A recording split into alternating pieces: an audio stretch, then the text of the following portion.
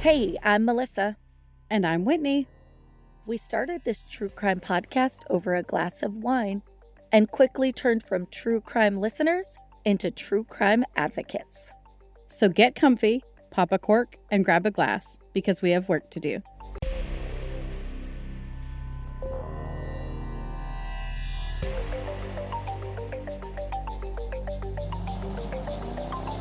This is Cults, Crimes, and Cabernet. Some content may be unsuitable for sensitive listeners. Discretion is advised. Happy Monday. Happy Monday. And happy chill time of the year for a change. We don't have any announcements. Surprise, surprise. I was about to say, whose life is chill? No. No announcements. So, what kind of wine you got? Well, just straight into it, I have an H3 Merlot. It's not something I have had before, but it's super affordable. It's one of those good $12 bottle of wine from Washington. It says that it opens with aromas of raspberries, black pepper, and earthy tones, and leads to flavors of chocolate-covered cherries and plum preserves on a silky smooth palate. I think it's pretty good. I love that description. I really would love to be creative enough to come up with the descriptions of wine. I know. I could never, though, because it is, and way better than it was obviously 2 years before this podcast started, like detecting what the wine is and what's in it. Mm-hmm. But I'm still nowhere near that. Nowhere. No, I could never be are they Cicerones I have for no wine? idea. I know they are for beer, but I'm not quite sure what the title is for wine. I'm not that well versed, and I do not have control of my palate as well as those types of people. Exactly. Same. I don't know what a tannin tastes like. We'll Yes. just say that. We do know what sulfites taste like, though. That we do. And I'm usually pretty good at picking out which fruit it is that's the most prevalent. But other than that, Well, that's a great wine, it sounds like. So you're ready to get into it? yeah, let's get into it. Our case takes us to Louisiana. It has a rich history of Cajun food, Mardi Gras, and good music. Cajun food is the way to my heart if you're ever looking. It's my favorite. It's in the top 3 of mine as well. It is so freaking good. Mm-hmm. When I think of Louisiana, my mind immediately jumps to New Orleans. It's located on the Mississippi River, and it's the most populous city in Louisiana with just over 380,000 residents. It is one of the most culturally diverse cities I have ever been to. And again, don't get me started on the food because I will go on and on and on about it. That's a whole new podcast. Cult crimes. Yes, cults, crimes, and Cajun food. Or just cuisine. Oh, also that. I do love me some food. Like many cities we talk about, New Orleans has an extraordinarily high crime rate. Yes. On Neighborhood Scout Crime Index, it sits at a 2. Was going to be in at least single digits.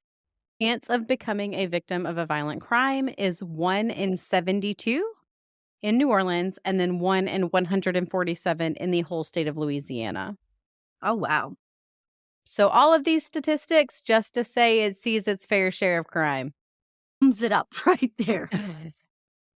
There are currently over 2,000 cold cases inside the City of New Orleans Police Department's cold case homicides section alone. Holy crud. That does not include the greater area of New Orleans or any of the nearby parishes. While searching for a case this week, it was very difficult to narrow it down to one unsolved case. So with that being said, I have decided to share more than one story today. Like many departments, the New Orleans Police Department is having officer shortages, leading to more and more cases having less and less investigations carried out. NOLA PD is so short-staffed that they put out a request for civilian assistance. They have hired civilians to monitor phones, look at online reports, help with things like securing loose pets, and even going as far as collecting preliminary evidence. Oh, Wow. How this affects investigations later when it comes to trial, I am not sure, but they are so short-staffed that they have reached out to the public and hired civilians because they need those additional hands. Okay, so I don't necessarily I mean, I wish they had other law enforcement officials to do the jobs, but I wish I lived there so that I could do that. Right? Sign me up for that. I would even volunteer. You don't have to hire me. How can I Yes. do this for free? Yeah. They even let some of the civilians help when it comes to crowd control for the most Oh? part. When they have the big parades for additional security, they'll hire I'm sure there's training involved with this. Oh, yeah. Hopefully there's training involved with this. It didn't say, but I would assume they train them, just not the whole police academy thing, but they get sure. trained in particular jobs, and that's the only thing they're allowed to do. Trinice Blackmon's son, Sterling's case, is one of those over 2,000 unsolved cases. Sterling Darrell Blackmon was her only child, but he had 2 other siblings on his father's side. He was 20 years old and worked at Rally's Burger Shop on the corner of Garden Oaks Drive and General de Gaulle Drive in the Algiers ward southeast of downtown New Orleans. Forgive me for every city and street name in New Orleans because I am not French Cajun and I'm likely to butcher most of these names, but I'm trying very hard to get them correctly. That's all we could appreciate of you. Yeah. Seriously, it's very difficult. He had a shift on the evening of December 20th, 2014. Trinice drove Sterling to work as per usual and dropped him off. He said there was a Christmas party happening that night, and she told him to just call him when he got off and that she would return to pick him up because he wasn't quite sure what time he would be finished for the evening. At 11 p.m., a call came into the New Orleans Police Department for shots fired at the 3200 block of Garden Oaks Drive. When they arrived on scene, they found Sterling on the sidewalk outside of the Garden Oaks apartments with multiple gunshot wounds. These apartments were directly behind the Rally's Burger Shop, where Sterling worked, less than 2-minute walk from the burger shop to the apartments. Before they were able to identify Sterling, Trinice had received multiple phone calls and text messages from family members and friends alerting her of the shooting. As you can imagine, the scared mother rushed to the scene to find out that it was in fact Sterling that had been shot. When she arrived at the apartment complex, the coroner had already pronounced him deceased. They turned to Trinice to help identify Sterling, but she was unable to because she was so distraught. No mother wants to see her child dead. Yeah, that has to Uh, be literally the worst thing ever. Other family members were then asked to identify him. After the positive identity was made, he was taken by the medical examiner away from the crime scene. Sterling wasn't the only victim that evening. A second 24-year-old man was shot in the chest and transported to the hospital. He would survive his injuries, and as part of the investigation, police began gathering witness statements as it was a highly populated area.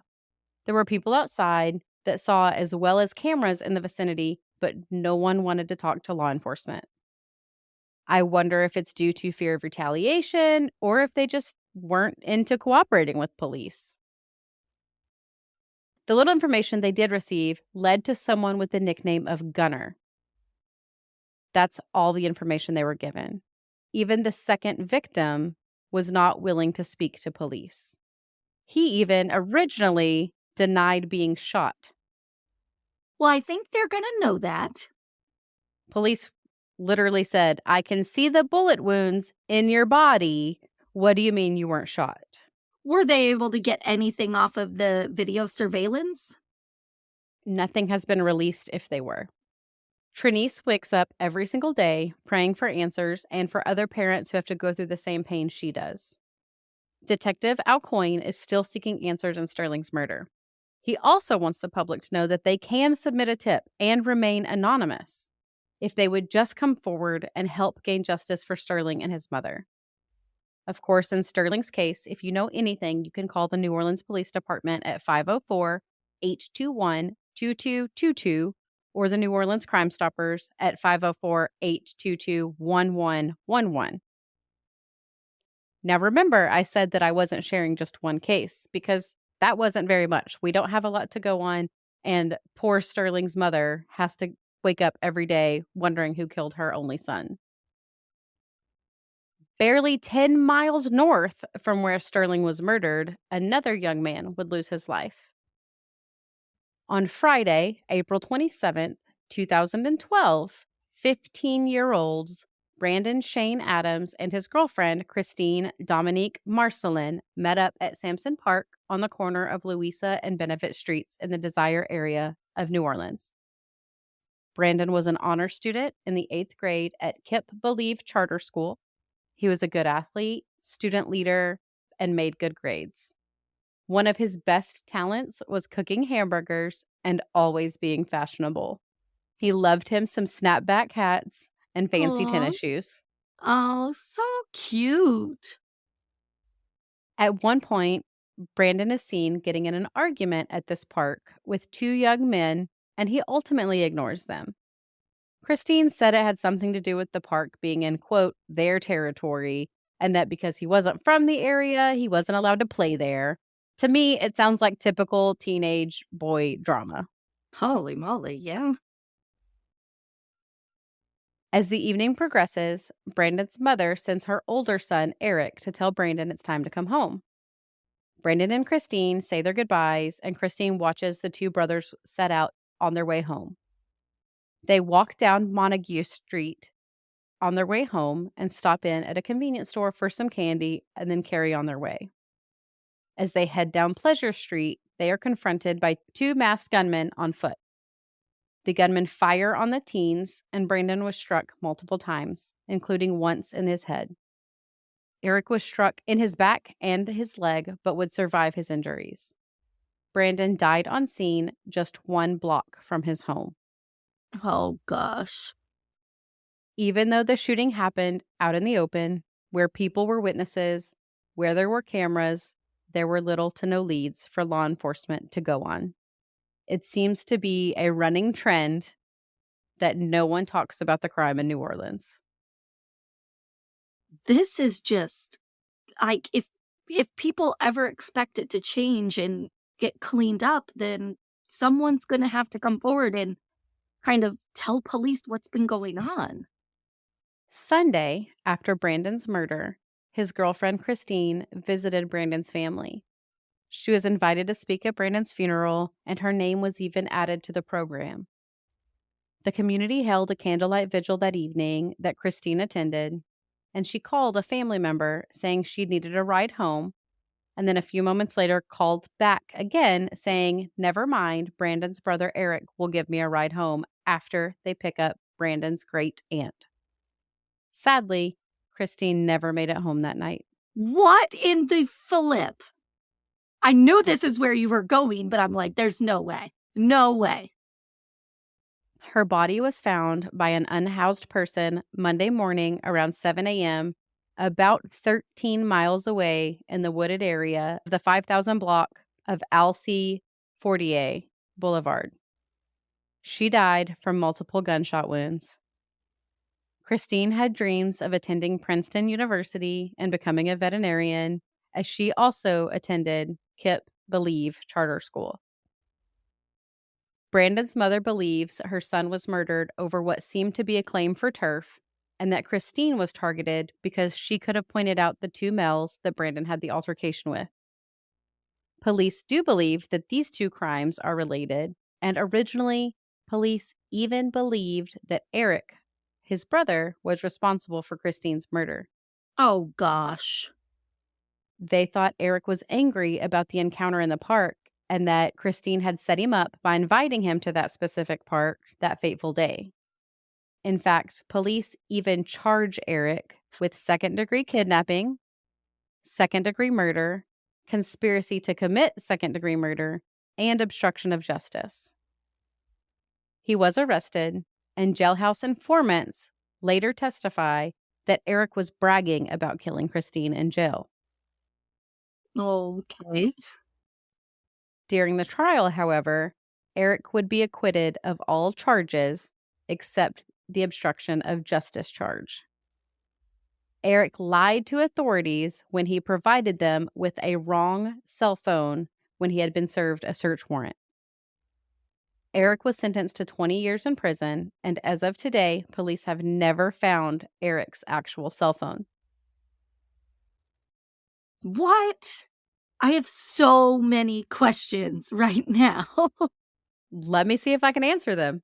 Okay. I invited Brandon to this park Oh, where these two guys were, and that because he was angry that his brother is now dead, he acted out of retaliation and killed Christine. but they didn't think this all the way up until writing the program with her name in it, inviting her. This all happened within days. Brandon died on a Friday, and they found her body on a Monday. Oh, that was, wow. The phone call she made to her family, Eric is the last person who supposedly she was with. Eric was supposed to give her a ride home. Very true. Very true. Wow. Okay. No witnesses have come forward in Brandon or Christine's murders, and law enforcement has no listed suspects. Police are still asking for help. If you know something, please come forward. You can call in a tip anonymously to Crime Stoppers, again at that 504-822-1111, or also the New Orleans Police Department at 504-821-2222. Oh my gosh. I'm just so shocked about the brother possibly killing his dead brother's girlfriend. And this is 2 of thousands of cases Mhm. in New Orleans. And it's crazy how in both of those, well, actually all 3, no one will come up and talk. Everyone's just like, oh, it's just part of life here. Brandon's mother moved out of New Orleans because she no longer felt safe. oh my gosh, are you serious? Yeah. Wow. Sterling's case is not connected to Brandon and Christine's case by any means, but it's Yes. interesting that Sterling's was likely a drive-by of some sort. I'm making the assumption there that it seems as though it was a drive-by of some sort Mm-hmm. for it to happen outside on a sidewalk. But no one was willing to talk, and people were outside in a very busy Yes. area. And not even say the kind of car, or I mean, if they did, Mhm. police haven't released it, but you think police would release that to kind of get some tips in about who may own that kind of car. Wow. Mhm. I am floored right now. And 20 years for 20 years for obstructing justice, is that normal? Mhm. I don't know. I thought that was a lot also, but he gave them a different phone, someone else's phone, a fake phone or something that they had a search warrant for, and they still never Oh. found his actual cell phone? Oh, yeah, and that has to be something super sus. Why not give him the real one? So this was in the girlfriend's case, the search warrant came Correct. about. Okay. Especially Correct. since he was the last one to see her. Mhm. But to me, why couldn't you just pull his records? Does no one know his phone number? That's true. Very true. I'm Now, sure they this know his is phone number. this is back in 2012, so how reliable would those cell phone pings be? I don't know, but considering her body was found 13 miles from her last known area or last known location, she wasn't even in the same kind of district or ward, as they're called in New Orleans area, that if it pinged near where her body was, I mean, that's something. Yeah. Or I was thinking there could be information on the phone, not just location, but, a text that they could get that information without having anything to do with asking him. But wouldn't they need the actual phone for a note or something? They could get the text messages. Yeah, that's what I meant. I would Oh. assume they could get the text messages or the calls without the phone as well, just like location. Mhm. Huh. Very strange case. Just by listening to our content, you too are advocating for justice for these families. Thank you for making a difference in their lives as well. We want to share a few ways you can support us to continue our mission. You can become a Patreon subscriber for as little as $1 per month, or a simple rate and review on your favorite podcast platform helps us get in front of someone who may know something. We will continue traveling state by state, seeking justice, because we will be there, no matter where, no matter who.